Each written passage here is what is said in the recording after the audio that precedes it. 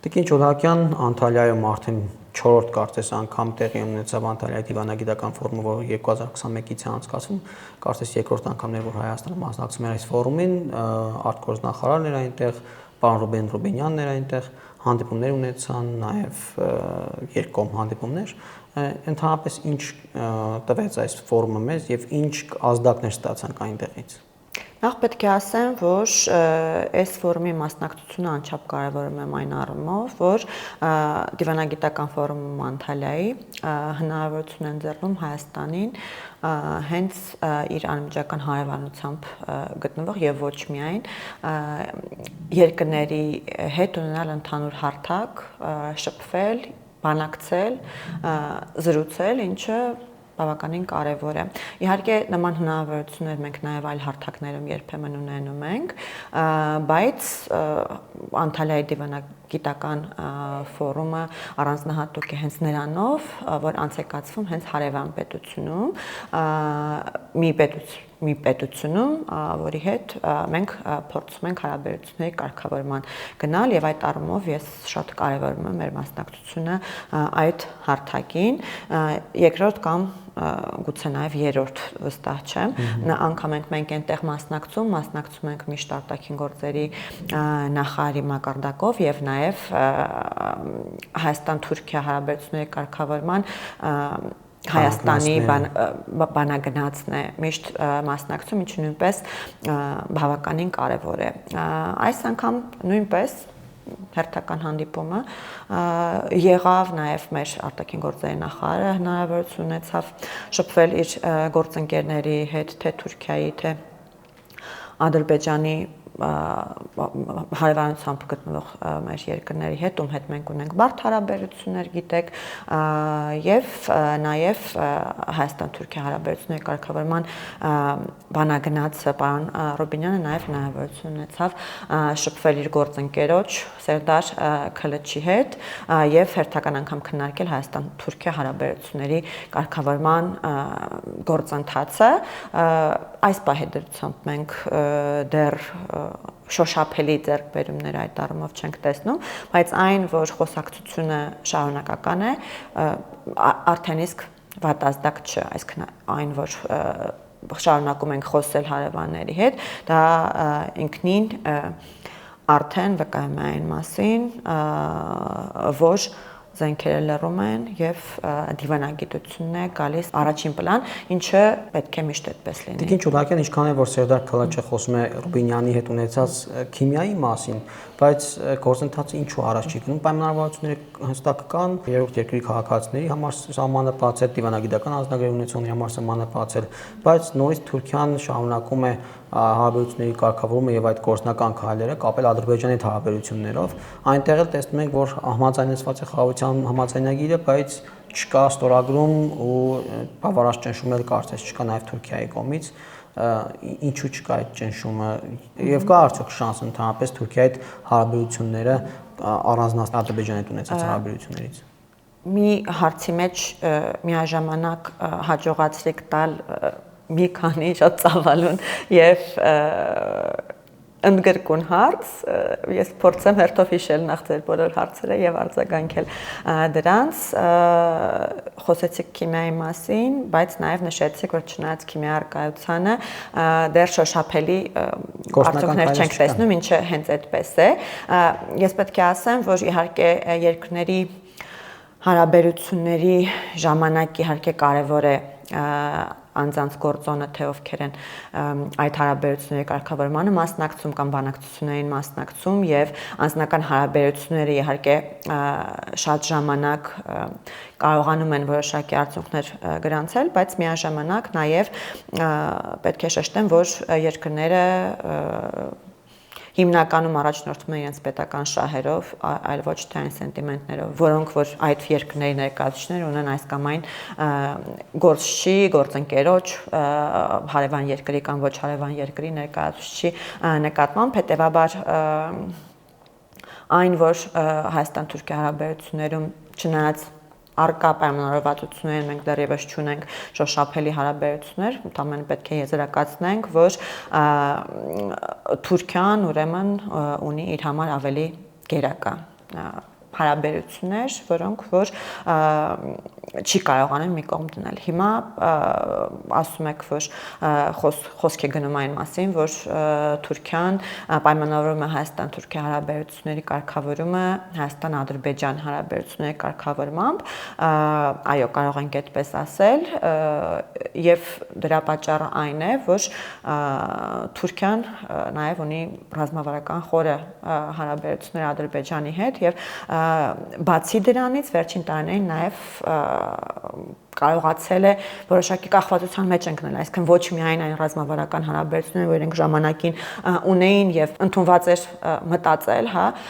որ Թուրքիան Ադրբեջանի մեծ եղբայրն է, մենք վերջին տարիներին տեսնում ենք արդեն, որ այդ փոխկապվածությունների տարբերությունը ուժերի բալանսը կարելի է ասել փոխվել է եւ ել չենք կարող խոսել մեծ եւ փոքր եղբայրների մասին այդտեղ եւ տեսնում ենք, որ որքան Ադրբեջանն է որոշ հարցերում կախված Թուրքիայից, այնքան էլ շատ հարցերում Թուրքիան կախված է Ադրբեջանից եւ Ադրբեջանը ուզենք թե չուզենք կարողանում է ազդեցություն ունենալ Թուրքիայի վրա, Թուրքիայի տնտեսության վրա, ինչը ուղղակիորեն նաեւ ազդում է Թուրքիայի քաղաքական ղեկավարության կողմից կայացվող որոշումների վրա եւ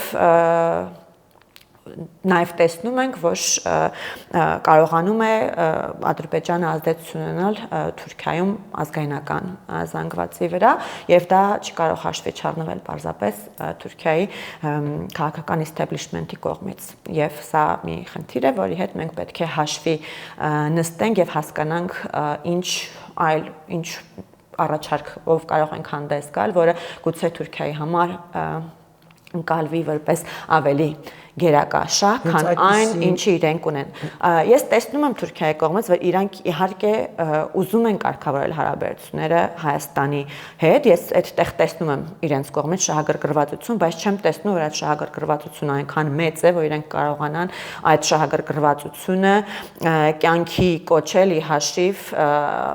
Թուրքիա-Ադրբեջան հարաբերությունների։ Այսինքն այստեղ նորից կարծում եմ բալանսավորման խնդիր է եւ մենք պետք է մտածենք թե ուղղությամբ ինչ կարող ենք անել, որ կարողանանք էլ ավելի շահագրգռել Թուրքիային մեր հետ հարաբերությունների կարգավորման արդեն իսկ շոշափելի քայլերի գնալ։ Համենայն դեպս նաև թե հրապարակային հայտարարություններից եւ թե նաեւ խորհրդանական տարբեր հարթակներում թուրք գործընկերների հետ շփումներից ես նույնպես ինքս տեսնում եմ վերաբերմունքի փոփոխություն եւ նաեւ թուրք գործընկերները հաճախ խոսում են այն մասին, որ Թուրքիայի քաղաքացիների մոտ նույնպես Հայաստանի նկատմամբ վերաբերմունքի փոփոխություն է տեղի ունեցել։ Քանի որ եթե մինչև վերջերս մենք կարող էինք տարբեր սոցիոլոգիական հարցումներին հետևելով տեսնել, որ Թուրքիայի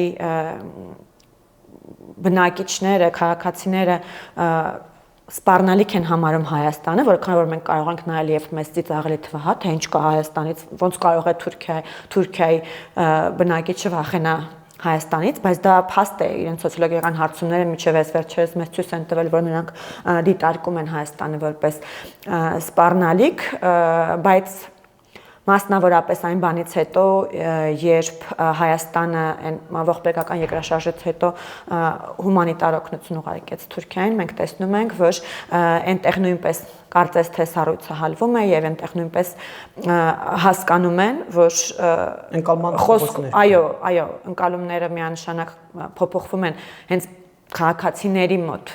ոչ թե քաղաքական ղեկավարության, ինչը շատ կարևոր է, որովհետև քաղաքական ղեկավարությունը շատ հաճախ իր քաղաքականությունները մշակում է նաև քաղաքացիների կարծիքները հաշվի առնելով։ Այդ ընկալման փոփոխությունները մենք տեսնում ենք եւ կարծում եմ, որ դա նույնպես վաղ թե ուշ ազդելու է ղեկավարության կողմից մշակվող քաղաքականությունների վրա։ Այս նույնիսկ եմ ասում, Հայաստանը պետք է անհոգնել շարունակի փորձել իր հարաբերությունները կարգավորել իր երկու հարևանների հետ, որոնց հետ ունի բարդ հարաբերություններ եւ ել ավելի լավացնել մյուս երկուսի հետ, որոնց հետ ունի լավ հարաբերություններ, բայց դեռ զարգացման եւ խորացման կարիք կա։ Տիկին Չուլակյան, դուք խոսեցիք, թե Թուրքիան օրինակ ինչ կարող է ստանալ Հայաստանից, որ ավելի կգերադասի, քան Ադրբեջանի հետ հարաբերությունները օրինակ, ինչ շահ կարող է ունենալ։ Օրերս Սամարղանդում Ուրսուլա ֆոն դեր Լայենը խոսել էր Միջին Միջանցքի կարևորության մասին ու ասել էր, որ շատ կարևոր է, որ Ադրբեջան-Հայաստան եւ Հայաստան-Թուրքիա սահմանները բացվեն եւ այդպիսով անցնի, հա, նաեւ Միջին Միջանցքը, ինչից Ադրբեջանում բավական մեծ աժոտաժ բարձրացավ, գրեթե վայնասուն կարելի է կոչել, նաև նույնիսկ Ալիևը խոսեց այդ մասին եւ շեշտադրեց, որ ինչու են հենց հատուկ Հայաստանի մասին տալիս անունը, որովհետեւ կա ճանապարհ դեպի Վրաստանով եւ Վրաստանին անտեսում է Եվրոմիությունը եւ այլն եւ այլն, բայց այստեղ եթե Վրաստանով է անցնում, Թուրքիան եւս դուրս է մնում, որովհետեւ այն անցնելու է Սևծովով եւ Թուրքիան շրջանցելու է, բայց Թուրքիան շահ չունի, որ այդ ճանապարհը անցնի Ուրսուլա ֆոն դեր Լայենի գծած ուղով Ադրբեջան, Հայաստան, Թուրքիա եւ կարող է արդյոք այս փաստը կամ այս գործոնը աշխատել եւ Թուրքիան ճնշել Ադրբեջանին որոշ իմաստով կամ Եվրոպայի հետ համատեղ, Միացյալ Նահանգների հետ համատեղ, որպեսզի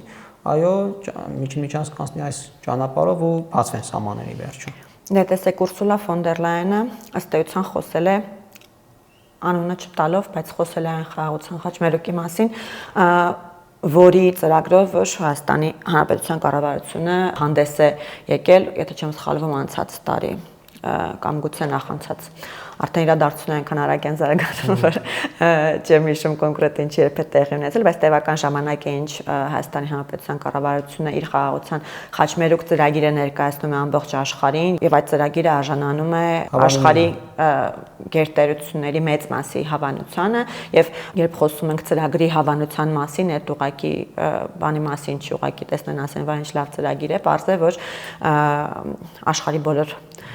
կռիվները, պատերազմները հիմնականում միշտ ճանապարհների մասին են, ճանապարհների տիրապետման մասին են եւ մեծ ուղիներ գծելու մասին են եւ պարզ է, որ պետությունները նաև այդ ճանապարհների միջոցով հետապնդում են իրենց շահերը, որոշ պետություններ փորձում են մեկուսացնել այլ պետությունների այդ ճանապարհները գծելու ընթացքում, մյուս պետությունները փորձում են ընդգրկել։ Մի խոսքով Ուրսուլա ֆոն դեր Լայենի հայտարարությունը ես տեսնում եմ հենց խաղաղության խաչմերուկ ծրագրի կոնտեքստում եւ այս առումով ուզում եմ հիշեցնել, որ թե Ուրսուլա ֆոն դեր Լայենը, թե Ամերիկայի Միացյալ Նահանգների թեկուզ նախկին ղեկավարությունը, բայց չէ, Անթոնի Բլինքենը խաղաղության խաչմերուկի հավանության մասին խոսել է նախորդ տարի կայացած ապրիլի 5-ի հանդիպման ժամանակ, երբ տեղի ունեցավ հանդիպում վարչապետ Փաշինյանի, Անթոնի Բլինքենի եւ Ուրսուլա ֆոն դեր Լայենի միջև եւ նաեւ կհիշեք, որ այդ հանդիպման արդյունքներում ընդունվեց բավականին կարեւոր հայտարարություն, որտեղ խոսվում էր Հայաստանի Հանրապետության դիմակայունության մասին, այդ թվում եւ խաղաղության խաչմերուկի մասին էր խոսվում, Սևծովյան Մալուխին Հայաստանի միանալու մասին էր խոսվում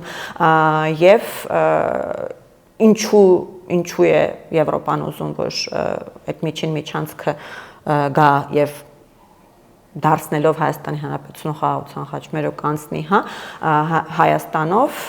նախ որովհետև Եվրամիության շահերից է դա բխում Հայաստանի Հանրապետության կարևորությունն այդպիսով իրենք փորձում են գծել տարածաշրջանում եւ ապա շատ պրակտիկ նկատառումներից ելնելով, որովհետև դա ամենակարճ ճանապարհն է։ Եվ շրջանցում է Ռուսաստանին ու Իրանին։ Նաև դա ամենակարճ ճանապարհն է։ Այս առումով, բայց պետք է հասկանալ, թե որքան ճնշում են պատրաստ նրանք գործադրել Ադրբեջանի վրա։ Թուրքիա, Եվրամիություն եւ Հայաստան տանդեմ տեսնեն, հա, որը կարող է աշխատել։ Դե տեսեք, այդպիսի ենթադրություններ ես չեմ կարող անել, որովհետեւ նորից եմ ասում, պետք է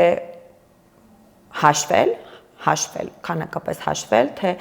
ինչ է ստանում հիմա Եվրամիությունը Ադրբեջանից, որովհետեւ հիմա ստանում է գազ եւ ունի տնտեսական խոր հարաբերություններ։ Ինչ է ստանում հիմա Թուրքիան Ադրբեջանից եւ պետք է հաշվել եւ նժարի վրա դնել, թե ինչ կստանա նրանից, եթե միջանցք անցնի Հայաստանի Հանրապետությունով։ Եվ ըստ այդմ նոր միայն մենք կարող ենք ասել, արդյոք այնքան գերակա կլինի ստանալիքը այդ խաղաղության խաչմերուկ ծրագրից Թուրքիայի կողմից, հա, որ ինքը կարողանա ճնշում գործադրել Ադրբեջանի վրա։ Բայց մենք նաև պետք է հաշվարկենք, թե որքան ուժ ունի Թուրքիան ճնշում գործադրել Ադրբեջանի վրա, որովհետև նորից եմ ասում, Ադրբեջանը առաջվա Ադրբեջանը չի եւ մի բան էր, երբ որ Թուրքիան մի քանի տարի առաջ էր ուժ գործադրում Ադրբեջանի վրա, մեկ այլ բան է, որ հիմա որովհետև ինչպես խոսքի սկզբում նշեցի, այնտեղ փոխկապակցվածությունները արդեն այնքան են մեծացել, որ երկուսն էլ իրար վրա կարող են ճնշում գործադրել։ Հետևաբար մենք այստեղ նաև այդ փաստը պետք է հաշվի առնենք։ Եվրամիության հետ կապված նաև նույնպես մենք տեսնում ենք, որ բավականին լուրջ փոփոխություններ են տեղի ունենում Եվրամիությունում այն առումով, որ անվտանգային միջավայրն է ամբողջությամբ փոխվում, քանի որ Ամերիկայի Միացյալ Նահանգների քաղաքականությունն է նաև փոխվել անվտանգության հետ կապված, եւ եթե նախկինում Ամերիկայի Միացյալ Նահանգները ասում էր, որ ինքը երաշխավորում է Եվրամիության, հա, անվտանգությունը արդեն բավականին ուղիղ ասում է, որ դուք ինքներդ պետք է ձեր անվտանգությունը երաշխավորեք, եւ այդտեղ պարզ է դառնում, որ Եվրամիությունը պետք է դրա համար ունենա ռեսուրսներ եւ պետք է բացի ռեսուրսներից նաև կարողանա կարճ ժամանակում իր համար գեներացնել մարտունակ բանակ, այսպես ասած, եթե կարելի է ասել, որ համընդհանուր ինչ-որ բանակ պետք է լինի եւ պարզ է, որ այո, անվտանգային մեկ այլ ճարտարապետություն եւ պարզ է, որ այս դեպքում նաև Թուրքիայի դերը բարձրանալու է Եվրամիության համար եւ նաև այս առումով մենք պետք է ել ավելի շատ ջանքեր գործադրենք մեր հարաբերությունները Թուրքիայի հետ լավացնելու, որովհետև նորից եմ ասում, նոր իրողությունների հաշվառմամբ Թուրքիայի դերը ավելի է բարձրանալու Եվրամիության համար եւ մենք պետք է այդ իրողություններին համապատասխան քայլեր ձեռնարկենք։ Եվ վերջում Տիկին Ջուլակյան Անտալիայում հանդիպում տեղի ունեցավ թե Միրզոյան-Բայրամով, թե Բայրամով-Լավրով, չնայած Միրզոյանը Լավրովի հետ չհանդիպեց։ Եվ այդ հանդիպման ընթացքում Բայրամով-Լավրով հանդիպման ընթացքում Լավրովը խոսել էր նաև Հայաստանի խաղաղության պայմանագրի մասին, նշել էր, որ իրենք կարող են միջնորդ հանդիսանալ, որպեսզի պայմանագիրը ստորագրվի։ Նկատում ենք, որ Մոսկվան կրկին ակտիվություն ցուցաբերում այս հարաբերություններում, փորձում է ներգրավվել, այստեղ ինչ կարող ենք սպասել ու ինչու է Մոսկվան հետաքրքրություն դրսևորում։ Դե բնական է, որ Հարավային Կովկասը միշտ եղել է ավանդականորեն համարվել է ռուսական հետաքրքրությունների կենտրոնը կամ Ռուսաստանի ազդեցության գոտին եւ պարզ է, որ Ռուսաստանը շարունակելու ամեն բան անել այստեղ իր ազդեցություն պահպանելու համար եւ իր ազդեցության պահպանման բնականաբար լավագույն եղանակը կոնֆլիկտին մասնակցելն է։ Դրա ամենը կարող ենք դնել միջնորդի տեսքով, կարող ենք դնել երաշխավորի տեսքով, բայց մասնակցություն ունենալն է, իսկ վերջին ժամանակները ցույց են տվել, որ Հայաստան-Ադրբեջան հարաբերությունները, բանակցությունները հիմնականում երկկողմ ձևաչափով են ընթանում եւ բարձր է, որ Ռուսաստանը իրեն այսպես ասած խաղից դուրս է զգում եւ ինքը պետք է փորձի վերականգնել իր դիրքերը, բայց այս առումով մենք շատ վատ փորձառություն ունենք եւ նաեւ Ռուսաստանի համար պետք է հասկանալի լինի, որ մի անգամ իր միջնորդությամբ կնքված փաստաթղթի չկատարումը չի կարող երաշխավորել մեկ ցանկություն իր միջնորդությամբ մեկ այլ փաստաթղթի կնքման։ Բնական է, որ ունենալով նոյեմբերի 9-ի հայտարարության տխրահռչակ հետևանքները բնականաբար մենք չենք ցանկանալու եւս մեկ անգամ ունենալ մի փաստաթուղթ, որտեղ որպես միջնորդ կլինի Ռուսաստանը եւ Ադրբեջանը գուցե եւ ուզի, եթե դրա դիմաց կոնկրետ բան ստանա, այդ արդեն պետք է հասկանանք ինչ պետք է ստանա ինքը, բայց բնականաբար եթե ոչինչ չի ստանալու, գերադասելու է երկկողմ բանակցությունները։ Հայաստանի Հանրապետության առումով ես կարծում եմ, որ մեր շահերից չի բխում նման միջնորդությունը հաշվի առնելով մեր դառափորձ։ Շնորհակալ եմ։ Ես եմ շնորհակալ։ Չմոռանաք հավանել տեսանյութը եւ բաժանորդագրվել Civic AM-ի YouTube-յան էջին։